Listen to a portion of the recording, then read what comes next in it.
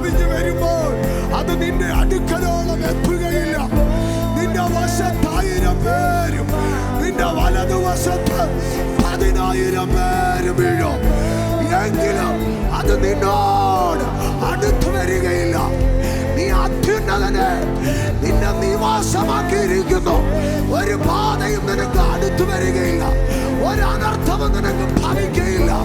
നിന്റെ എല്ലാ വഴികളിലും നിന്നെ കാക്കേണ്ടതിന് അവൻ നിന്നെ കുറിച്ച് തന്റെ ദൂതന്മാരോട് കൽപ്പിക്കും.